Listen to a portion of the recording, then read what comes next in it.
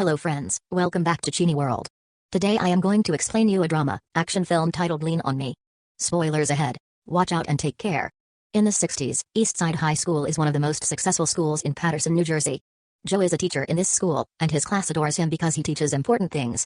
With kindness but also fun competitions. One morning, his class is interrupted by fellow teacher Frank, who tells him they're holding a meeting of the union executive board without them. Furious, Joe bursts into the meeting and yells at everyone for not supporting his reform ideas. And always giving up as soon as the local government asks them to keep things quiet. Tired of Joe's behavior, the board agrees to transfer him to another school. 20 years later, Eastside High has deteriorated to the point where it's called a cauldron of violence. The building itself has lost its shine, and the students don't know the meaning of good behavior. Bullying and violence are in every hall. They don't listen to teachers and even beat them up. When they try to intervene, and illegal substances and arms are dealt as if they were candy. Most of the students can't pass the minimum basic skills test, and this is bad news for Mayor Botman, who doesn't want to lose the school to state administration because it'll cost him the election. Frank, now school superintendent, and Mr. Rosenberg, the school board attorney, arrive at the only logical conclusion: they must bring Joe back. Botman doesn't like the idea, but he approves it because he doesn't have a choice. Frank and Rosenberg go to see Joe, offering the position of principal at Eastside, but Joe turns them down, explaining he knows the mayor only wants to save himself and not the kids. However, Frank gets him to change his mind by pointing out that Joe hasn't made a difference so far with all his crazy Joe routine and he shouldn't take that to his grave. The next day, Joe shows up at Eastside as the new principal. He holds a meeting with the other teachers and immediately puts his autocracy into play, saying he's the only one that speaks in his meetings. After asking for a list with the names of every student involved in criminal activities, he orders the custodian to clean the walls and make any student in detention help him. Mr. Darnell, the English teacher, is demoted to assistant of the football coach. There'll be guards in the hallways to help them stop the violence, and all teachers must concentrate on getting the students ready for their next standardized test because the school needs 75% of approval, and last time they did less than 40. Next, Joe calls for a school assembly, where all the troublemakers from the list are put on stage. When Joe comes over, he bumps into Kanisha, who is happy to see him because he used to be her elementary school principal. Joe gets on the stage and asks for silence, but nobody pays attention to him, and the troublemakers laugh when he asks them to sing the school song. Seeing them as incorrigible, Joe decides to expel all the troublemakers, promising the rest of the kids that nobody will bother them anymore. Security takes all the students off the stage, and this is enough to make everyone else calm down, especially when Joe tells them they could be next if they don't study hard. In the afternoon, Joe has a meeting with all the parents. Liana, the mother of one of the expelled kids, is furious about what happened, and many parents support her, but Joe doesn't give in and offers a speech about a few bad apples spoiling the entire basket. He explains he expelled 300 kids to save 2,700 and that he promised God he would save this school. This speech earns him the support of almost every parent, but Liana stays angry. The following day, Joe comes to school to find a kid waiting for him. Sams was expelled and now tries to tell Joe he made a mistake because he didn't do anything. But Joe knows he's lying and takes him to the roof with him. He calls Sams a coward for not telling his parents he was expelled and tells him consuming those illegal substances will kill him. So if he wants to die this badly, he should jump. Sams obviously refuses and promises he'll do better, and Joe accepts to give him a second chance, but if he messes up again, he'll be out for good. During lunch, Joe goes from table to table hearing what the students have to say and offering some advice. He's happy to see Ray is wearing a suit, which sets an excellent example. Unlike Sams and his friends who dress sloppily, when he notices them bothering a girl, Joe makes them stand up and calls out their clothes choice in front of everyone, then asks them to sing the school song. He also reminds the entire room that nobody should move during the school song. So when Darnell bends over to pick up some trash, Joe sends him to his office. The boys don't know the lyrics anyway, causing Joe to give them detention and inform everyone that from now on, they all should be ready to sing the school song on command or there'll be consequences. Afterward, Joe goes to see the music teacher Elliot to tell her about the new rule. Elliot accepts it, but she'll teach the school song after they're done training for an incoming choir concert in New York. The kids are practicing Mozart, and Elliot would like their work to be respected. She calls out Joe, saying he doesn't like other adults standing up to him, and Joe reacts by firing her and canceling the concert so the students can concentrate on the incoming test. From now on, the pianist Mrs. Powers will be in charge of the music class. Afterward, during his meeting with Darnell, Joe gets called out again. Darnell thinks he's being treated as trash and wants the principal to remember these are his students as well. This ends up with Darnell getting suspended. Vice Principal Joan tries to make Joe see reason, explaining Darnell is more than just a coach and that nobody understands what Joe is doing, but Joe responds that's exactly how he likes it. The day of the practice test comes and all the students fill it the best they can as the teachers keep a close eye on them. Joe doesn't want to wait long for the results, so he sends Joan to the school board to ask for the letter directly. One morning, the special presentation a student is doing for The local press is interrupted by an attack in the cafeteria.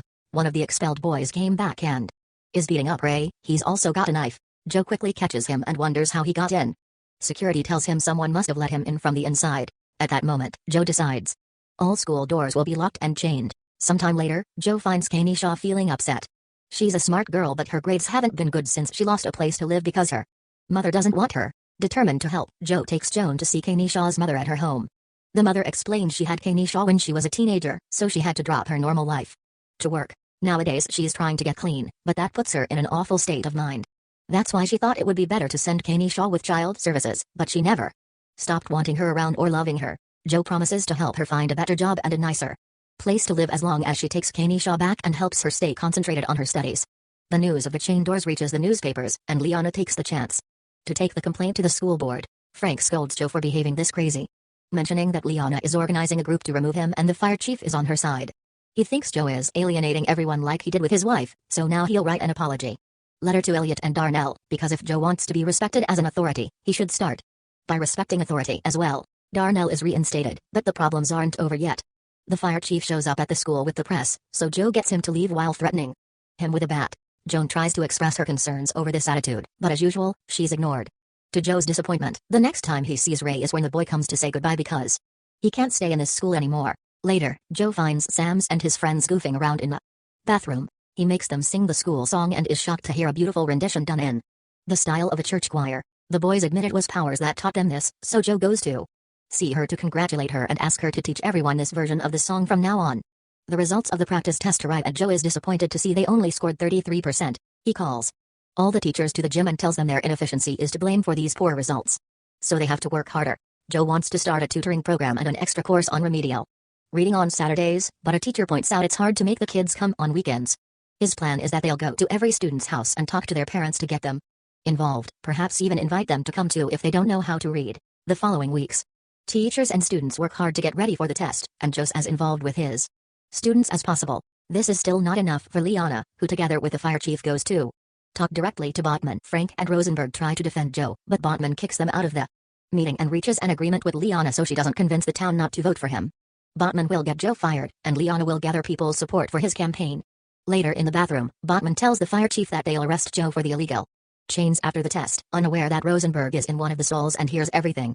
Rosenberg informs Frank of this and they go to warn Joe, who quickly comes up with a plan. When the security guards see the chief coming, they'll call code 10 through the walkie-talkies and the teachers can temporarily remove the chains. Afterward, Joan tries to talk to Joe about the progress of their reading program, but he tells her he's too busy to look into it now and that his vice principal should do things without needing him all the time. At the end of the day, Joan asks Joe for a transfer, explaining how frustrating it is to work with him. She calls him an egomaniacal windbag that whips people who can't fight back and points out half the staff feels the same way.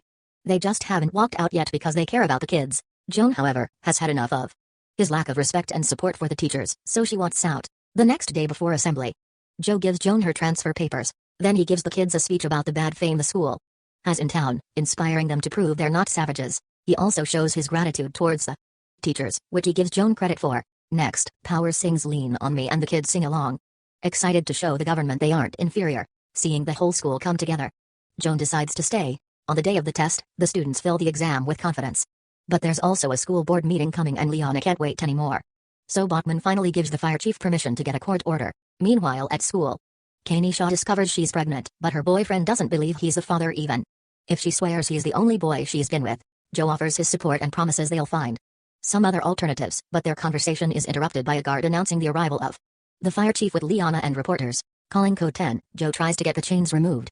But the chief is ready and has a recording of this code, so Joe gets arrested for violating the fire code, leaving Joan in charge. That night, the school board holds a meeting. Frank tries to defend Joe's work, but Liana points out the school only got 33% during the practice test, meaning Joe actually failed at his work. The meeting is suddenly interrupted when every single student shows up demanding Joe be released.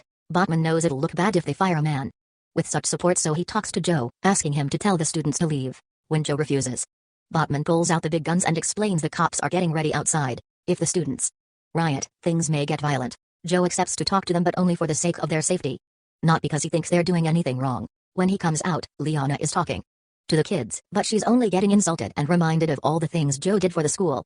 He's touched when he hears them call him a father, but he's still worried about the police.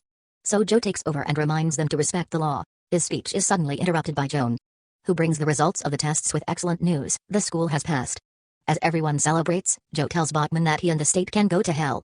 Joe gets to keep his job, and the students end the night singing the school song. When time comes for seniors to graduate, Joe gives out the diplomas with caring words tailored for each student.